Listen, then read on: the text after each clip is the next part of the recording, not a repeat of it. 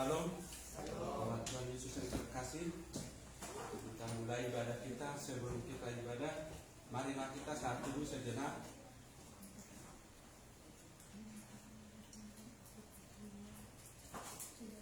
Amin. Jemaat yang dikasih Tuhan Yesus Kristus, marilah kita sama-sama berdiri dan kita puji Tuhan. Kita memuji Tuhan dari PKJ yang bagian tengah, PKJ 19 bait yang pertama dan ketiga.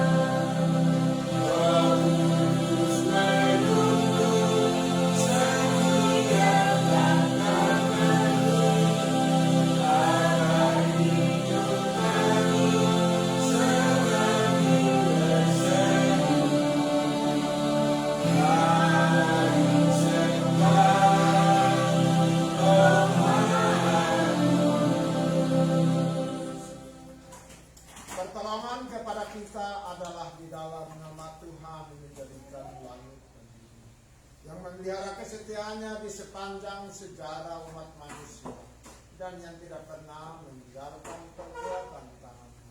Damai sejahtera menyertai sejauh dunia. Amin. Aku akan masuk ke dalam rumahmu dengan membawa korban-korban bakaran.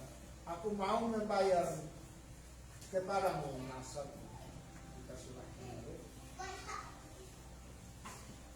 Kita kembali memuji Tuhan dari PKJ 164 bait pertama dan ketiga.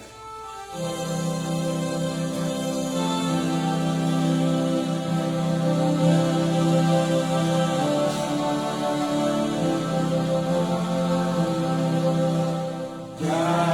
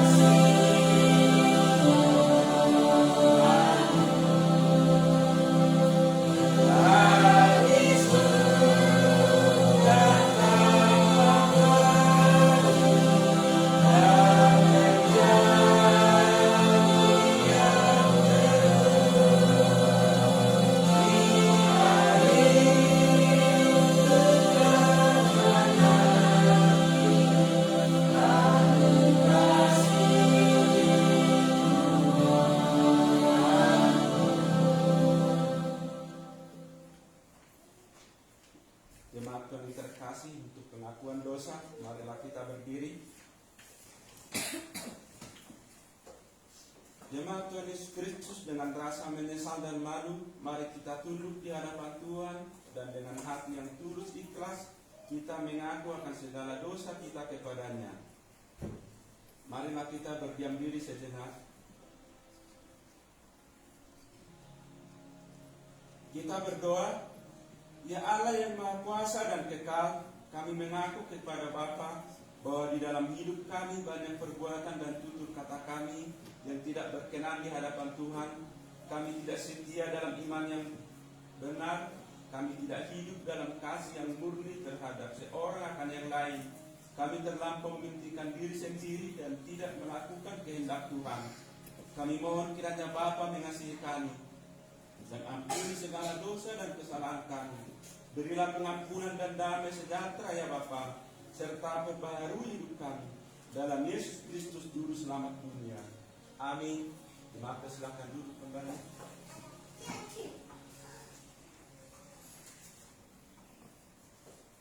Kita kembali memuji Tuhan dari PKJ 138 bait yang pertama dan ketiga.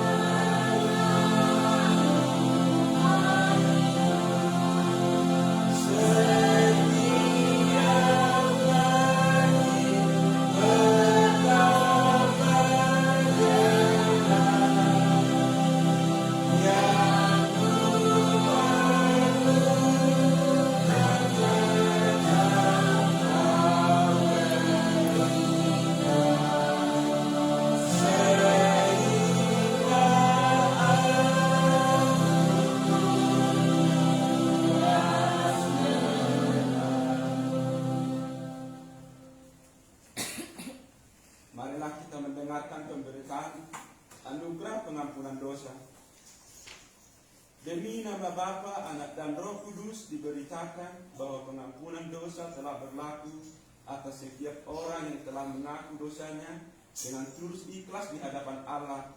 Karena begitu besar kasih Allah akan dunia ini, sehingga Ia telah mengaruniakan Anaknya yang tunggal, supaya setiap orang yang percaya kepadanya tidak binasa, melainkan beroleh hidup yang kekal. Amin. Kita kembali memuji Tuhan dari PKJ 219 ayat yang pertama dan ketiga.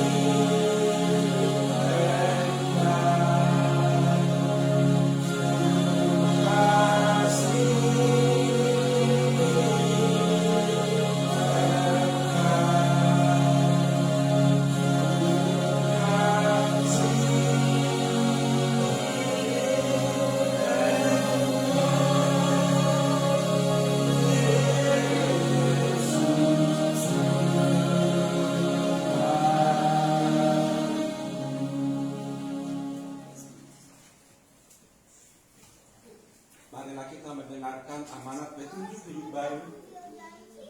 Kata Yesus, hukum yang terutama ialah, dengarlah Israel, Tuhan Allah kita, Tuhan itu Esa. Kasihilah Tuhan Allahmu dengan segenap hatimu dan dengan segenap jiwamu dan dengan segenap akal budimu dan dengan segenap kekuatanmu. Dan hukum yang kedua ialah, kasihilah sesamamu manusia seperti dirimu sendiri.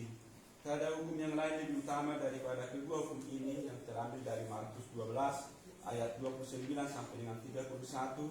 Semoga Roh Kudus menolong kita mewujudkan kemuliaan Allah dalam hidup kita di dunia ini. Amin.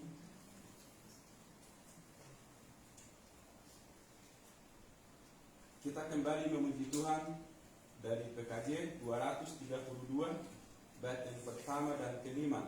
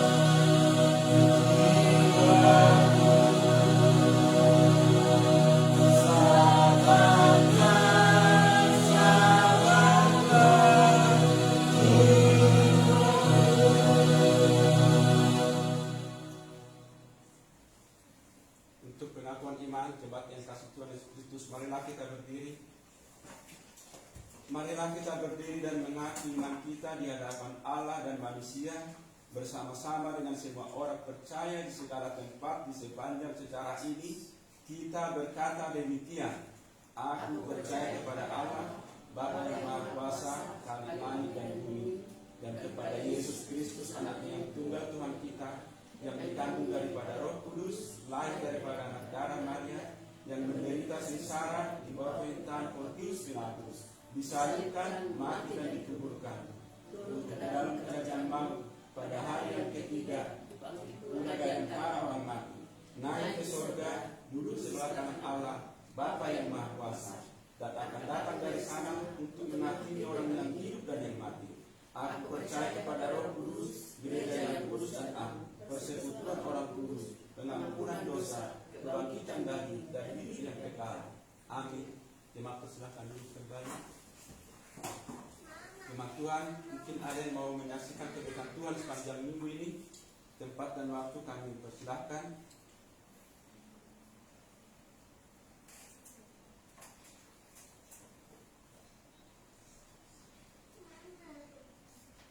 Kalau tidak ada, kita siapkan hati kita untuk kebenaran firman Tuhan, dan kita memuji Tuhan dari PKJ 198 baik yang pertama dan kedua.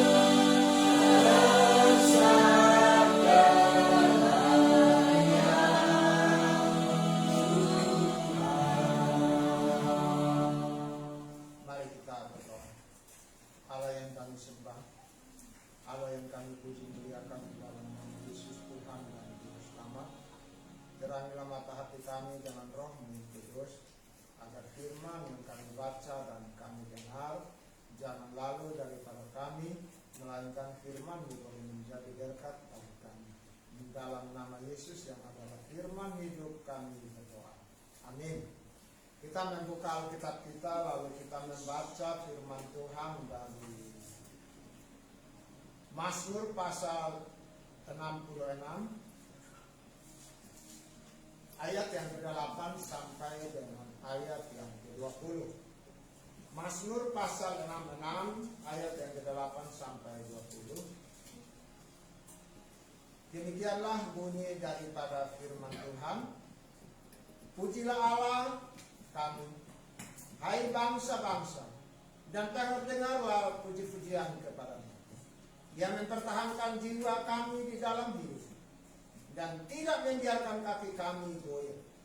Sebab Engkau telah menguji kami, ya Allah, telah memurnikan kami, seperti orang memurnikan perak. Engkau telah membawa kami ke dalam jaring, mengenakan beban dan pinggang kami. Engkau telah membiarkan orang-orang melintasi kepala kami. Kami telah menempuh api dan air, tetapi Engkau telah mengeluarkan kami sehingga bebas. Aku akan mau masuk ke dalam rumah-Mu dengan membawa korban-korban bakaran. Aku akan membayar kepadamu nasabku yang telah diucapkan hidupku dan dikatakan mulutku pada waktu aku susah. Korban-korban bakaran dari binatang gemuk akan kupersembahkan kepadamu, dengan asap korban dari domba-domba jantan.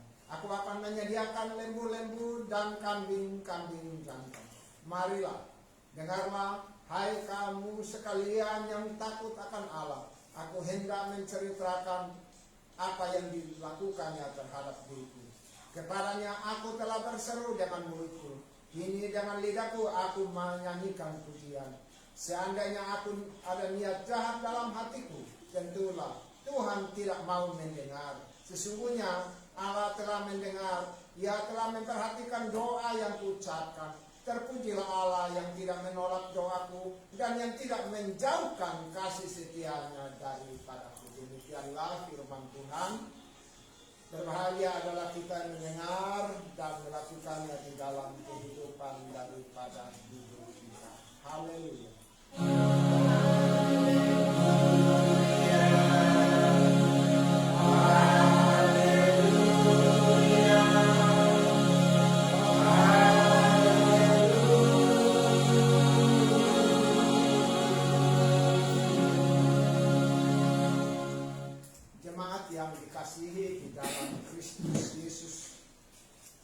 Ketika orang berada di dalam kesesatan, ketika orang berada di dalam kesulitan, dia selalu berteriak dan memohon kepada Tuhan. Dan ternyata Tuhan tidak tinggal diam, tetapi Tuhan selalu mendengar.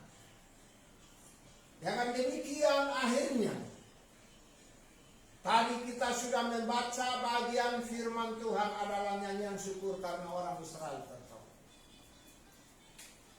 Berulang-ulang kali mereka diperhadapkan dengan kesulitan demi kesulitan yang mereka hadapi. Berulang-ulang kali mereka diperhadapkan dengan persoalan demi persoalan yang mereka hadapi. Mereka diperhadapkan dengan penderitaan demi penderitaan.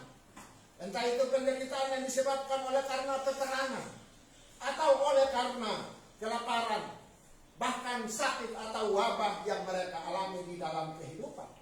Namun di dalamnya mereka boleh berseru dan memanggil nama Tuhan. Dan ternyata Tuhan juga tidak tinggal diam, selalu mendengarkan apa yang mereka doakan kepada. Kalau kita melihat di dalam bagian firman Tuhan di sini, bahwa ketika mereka berada di dalam berbagai macam persoalan yang mau merenggut nyawa mereka, tetapi Tuhan selalu hadir di dalam kehidupan mereka. Kalau kita membaca di dalam ayat yang ke-9, Ia mempertahankan jiwaku, kami di dalam hidup, dan tidak membiarkan kaki kami goyah. Ketika jiwa terancam, mereka merasakan kasih dan pertolongan Tuhan, sehingga di dalamnya Tuhan mempertahankan jiwa mereka. Ancaman jiwa mengancam kehidupan mereka, tetapi mereka merasakan pertolongan di mana Tuhan mempertahankan mereka sehingga mereka tetap hidup di dalamnya. Dan dikala mereka diperhadapkan dengan tantangan yang mereka alami, maka yang terjadi adalah mereka merasakan kegoyahan atau kegoncangan di dalam kehidupan daripada mereka. Tetapi firman Tuhan dengan jelas berkata, dan tidak membiarkan kaki kami goyah. Bukan hanya mereka, tetapi hal ini juga bagi kita sebagai orang-orang percaya pada masa kini atau umat Tuhan pada masa kini.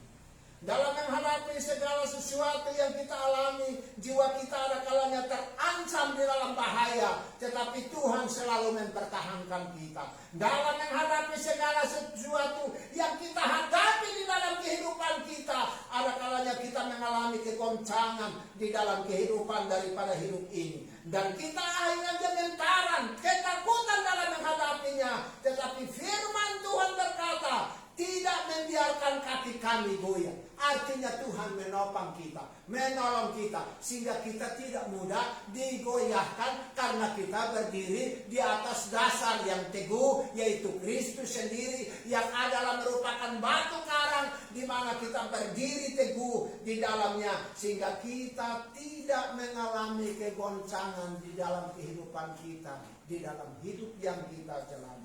Firman Tuhan juga berkata kepada kita pada saat ini, sebab Engkau telah menguji kami, ya Allah, telah memurnikan kami seperti orang memurnikan perak. Bagian ini artinya begini, Tuhan ada kalanya memakai penderitaan. Tuhan ada kalanya memakai penderitaan atau masalah sebagai ujian untuk memurnikan iman kita, supaya keluar iman yang sangat murni di hadapan Tuhan. Ada maksud dan tujuan di balik dari persoalan atau pergumulan yang kita alami di dalam kehidupan kita. Tujuannya apa? Supaya iman kita makin dimurnikan di dalam kehidupan, supaya kita iman itu makin kuat. Kalau kita baca ya di dalam firman Tuhan, iman orang menjadi kuat apabila terjadi penderitaan. Itu yang pertama. Yang kedua, iman orang menjadi kuat apabila makin dia membaca firman Tuhan. Ternyata masalah bisa memperkuat iman kita. Mengapa? Karena ketika kita ada dalam masalah, otomatis kita akan mencari Tuhan dan berseru kepadanya. Dan dengan demikian, Ia tidak akan membiarkan kita goyah, dan bahkan Dia akan mempertahankan kehidupan kita. Mengapa? Karena kita adalah milik kepunyaan daripadanya. Yang berikut yang perlu kita merenungkan di dalam kehidupan daripada hidup kita adalah, Engkau telah membawa kami keluar dari jaring, mengenakan beban pada pinggang kami. Engkau telah membiarkan orang-orang yang melintasi kepala kami. Kami telah menempuh api dan air, tetapi Engkau telah mengeluarkan kami sehingga kami bebas. Ada hal-hal yang perlu kita melihat di dalam sini. Itu dia sudah mulai memberitahukan apa yang disebut dengan penderitaan. Penderitaan yang dialami adalah hidup mereka itu seperti jaring. Karena di sana zaman dulu itu biasa ada dua jaring untuk nangkap ikan, lalu yang kedua nangkap burung. Jadi jaring ini dipasang, kalau burung-burung pada turun, tiba-tiba dia sembunyi di tempat yang sudah disiapkan, tinggal dia tarik jaringnya, ya sudah terperangkap semua. Terperangkap semua. Lalu yang kedua adalah dia juga melihat bahwa karena di sana pada umumnya adalah orang-orang yang nelayan. Kalau kita lihat di Galilea, ya kalau ikan sudah masuk di dalam jaring kan udah tidak terlepas, sudah terikat di dalam. Tetapi di dalam bagian firman Tuhan ini dengan jelas berkata, Engkau telah membawa kami ke dalam jaring, mengenakan beban pada pinggang kami. Artinya beban yang begitu berat, yang memang tidak mungkin kita akan keluar daripada semuanya, sudah terikat di dalam jaring itu. Tetapi dengan luar biasa firman Tuhan berkata, tetapi Engkau telah mengeluarkan kami sehingga kami bebas. Dikeluarkan daripada apa? Berbagai macam persoalan. Yang kita lihat di sini adalah menempuh air dan api dan lain-lain sebagainya. Api dan air melambangkan bahaya yang mengancam kehidupan daripada hidup kita. Jaring itu juga lambang simbol daripada kungkungan daripada dunia yang mengikat kehidupan kita sehingga kita tidak bisa berdaya di dalamnya. Itu yang dimaksudkan di sini adalah beban yang begitu luar biasa membuat kita sangat menderita di dalam kehidupan daripada ini. Hidup ini. Kita tahu beban apa yang kita alami.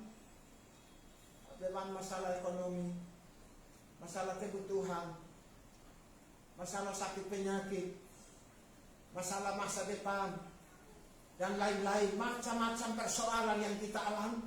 Tetapi firman Tuhan berkata kepada kita bahwa tetapi Engkau telah mengeluarkan kami sehingga kami bebas. Tuhan telah mengeluarkan kita. Terbukti kan? Banyak hal yang kita lewati di hari-hari yang sudah berlalu, yang sangat-sangat membuat kita tidak mungkin lagi. Ada kalanya kita berkata tidak mungkin lagi saya keluar daripada persoalan ini. Tetapi puji Tuhan sampai hari ini Tuhan mengeluarkan kita dari semua masalah itu dan bahkan melepaskan kita keluar daripada semua.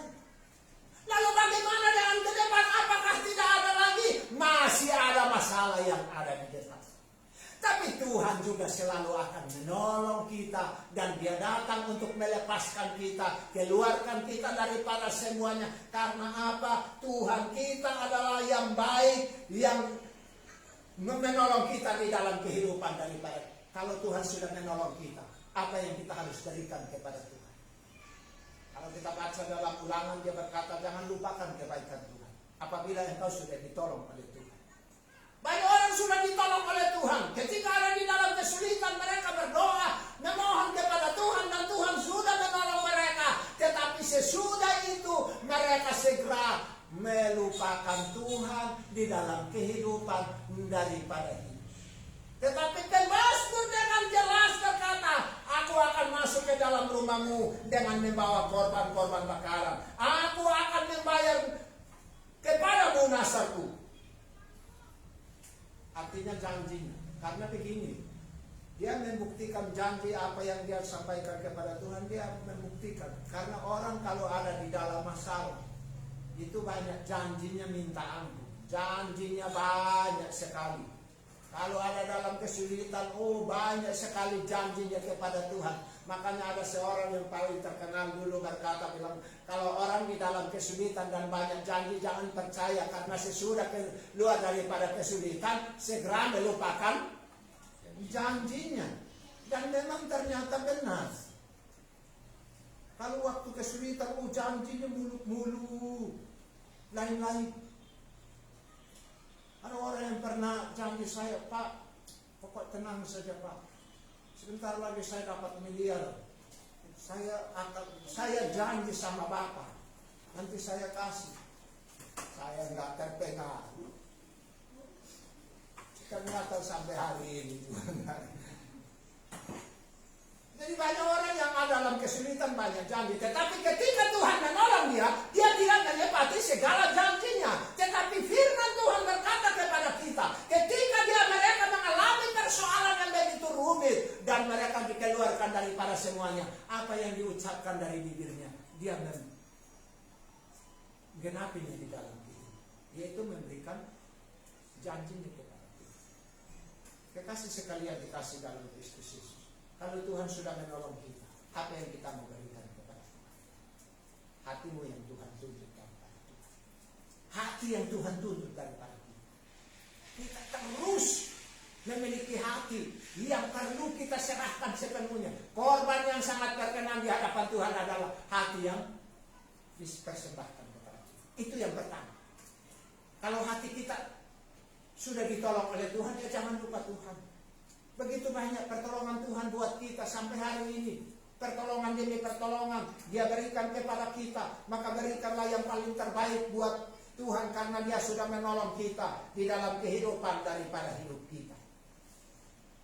Kebaikan yang perlu kita berikan adalah saksikanlah kebaikan-kebaikan yang telah Tuhan berikan kepadamu. Makanya firman Tuhan berkata di sini, marilah dengarlah hai kamu sekalian yang takut akan Allah. Aku hendak menceritakan apa yang dilakukannya terhadap diriku. Jadilah saksi buat orang lain yang berada di dalam keterpurukan, yang berada di dalam masalah. Bersaksikanlah kebaikan Tuhan yang telah kita rasakan di dalam kehidupan kita. Dengan demikian mereka juga akan dikuatkan, mereka juga akan diteguhkan, dan dengan demikian mereka juga pasti akan keluar dari persoalan yang mereka alami. Ada seseorang yang saya kenal, dia pernah operasi kanker payudara. Dia harus berjuang sendiri karena suaminya sudah lama dipanggil oleh Tuhan. Dan dengan demikian, sampai hari ini, dimanapun dia berada, dia menyaksikan kebaikan Tuhan yang dia rasakan di dalam kehidupannya. Dia pernah diwawancarai, dia bersaksi. Sehingga kalau ada orang yang sakit kanker di mana, selalu dia hubungi saya, tolong doa. Bahkan ada kalanya saya pergi doa. Tuhan telah memulihkan. Dia menjadi contoh, kesaksian buat banyak orang. Kalau kita sudah merasakan kebaikan Tuhan di dalam kehidupan kita, saksikanlah kepada mereka yang juga mengalami seperti yang dulu kita alami, supaya iman mereka juga dibangkitkan, supaya mereka juga keluar daripada persoalan yang mereka alami. Ceritakanlah kebaikan Tuhan yang telah kita rasakan. Mengapa kita perlu menceritakan kebaikan Tuhan yang telah kita rasakan? Karena kebaikan itu telah kita terima di dalam kehidupan kita. Yang berikut yang perlu kita lakukan adalah mengucap syukur dan memuji Tuhan.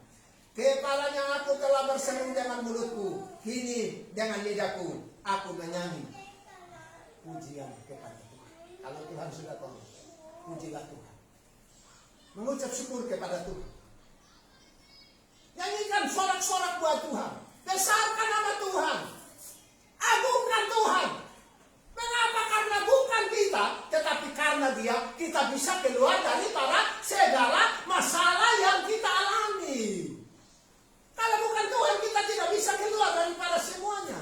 Makanya Mazmur berkata, dengan luar biasa Dia katakan kepadanya, aku telah berseru dengan mulutku, kini dengan lidahku aku menyanyikan pujian. Dulu dia mulutnya komat kami, Tuhan tolong, Tuhan tolong. Sekarang bukan lagi mulutnya komat kami, Tuhan tolong. Tetapi dia menyanyi memuji Tuhan. Tuh dulu kita juga demikian. Banyak hal yang kita mulut komat kami sama Tuhan, berdoa dan terus berdoa. Ternyata Tuhan menjawab kita tepat pada waktunya, sehingga lidah kita memuji-muji Tuhan, dan akhirnya keluar kata puji Tuhan.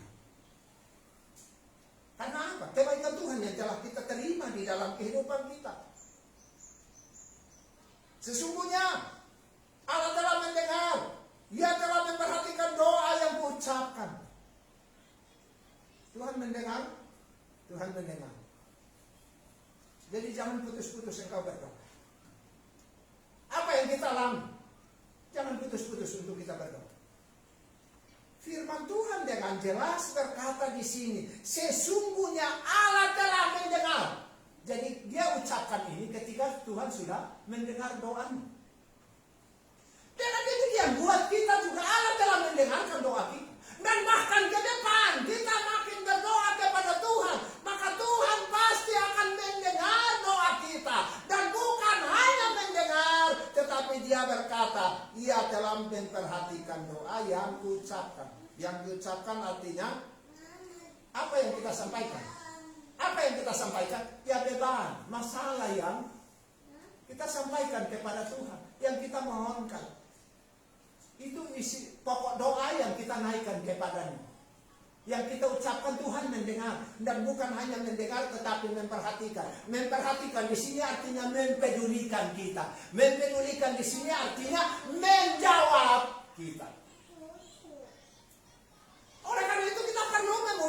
membesarkannya. Terpujilah Allah yang tidak menolak doaku dan yang tidak menjauhkan kasih setianya daripada. Kembali dia memuji Tuhan.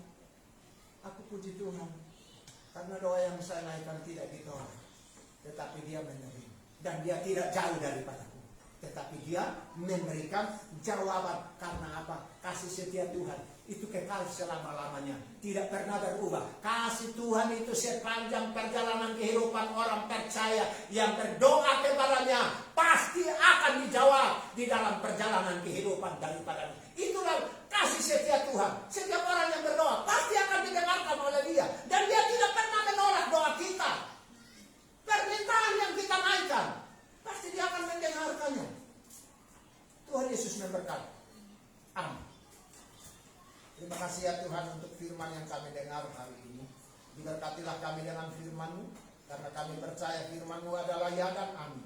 Tuhan memberkati kami. Terima kasih ya Tuhan. Dalam perjalanan kehidupan yang kami jalani, banyak rintangan dan tantangan, penderitaan demi penderitaan yang bertubi-tubi menghantui kehidupan kami, menekan kami, dan sangat beban berat itu menindis kami sehingga kami tidak berdaya. Tetapi Tuhan telah menolong kami dan melepaskan kami, mengeluarkan kami daripada semuanya. Oleh karena itu kami mau bersyukur kepadamu. Kami mau mempersembahkan hidup kami kepadamu dan memuji, memuliakan dan membesarkan nama-Mu Tuhan.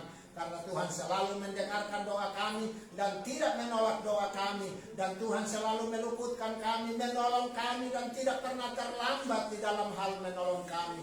Baik saat ini maupun hari yang akan datang, pertolongan-Mu akan terus-menerus menolong kami. Di tengah-tengah segala jalan kehidupan kami yang penuh dengan kesulitan, Tuhan selalu mendengar doa kami. Kami juga mengucap syukur karena segala yang baik yang telah kami terima.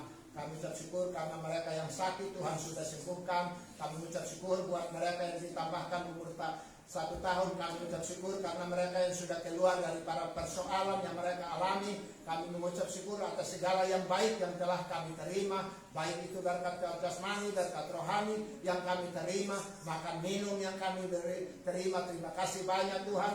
Terima kasih banyak. Kepadamu kami juga terus berdoa buat kami yang hidup di dalam berbagai macam persoalan. Biarlah Tuhan membuka jalan buat kami. Ada yang mengalami masalah ekonomi, Tuhan kiranya pulihkan ekonomi mereka. Ada yang lagi sakit, Tuhan dapati sembuhkan di dalam nama Kristus Yesus. Ada yang mengalami masalah dalam rumah tangga, Tuhan kiranya dapati pulihkanlah rumah tangga yang lagi bermasalah. Anak yang lari daripadamu, Tuhan yang sendiri akan mencari dia dan membawa dia kembali kepada jalan yang benar. Kuasa-Mu besar melebihi segala kuasa. Kami juga berdoa buat mereka yang belum punya jodoh, diberikanlah jodoh buat mereka. Mereka yang belum punya pekerjaan, Tuhan buka jalan supaya mereka boleh mendapatkan pekerjaan. Tuhan memberkati kandungan mereka yang belum diberkati kandungannya.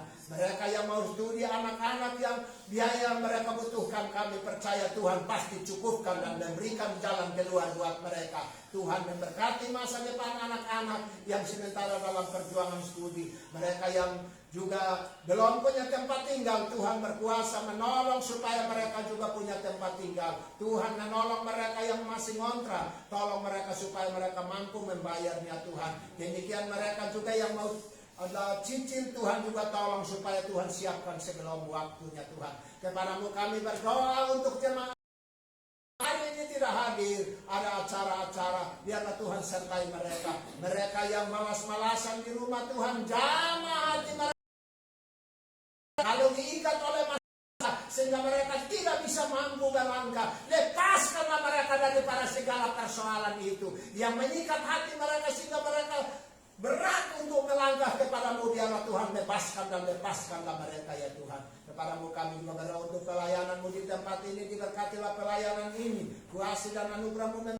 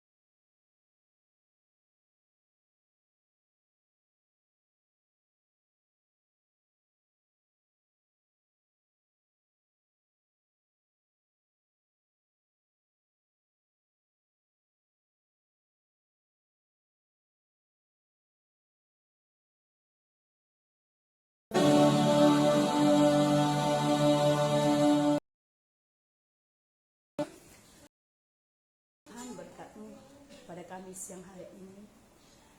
Bahkan juga hamba-hamba-Mu yang telah melayani Engkau Tuhan, Kau berkati. Begitu juga Tuhan yang tidak datang hari ini, Engkau tahu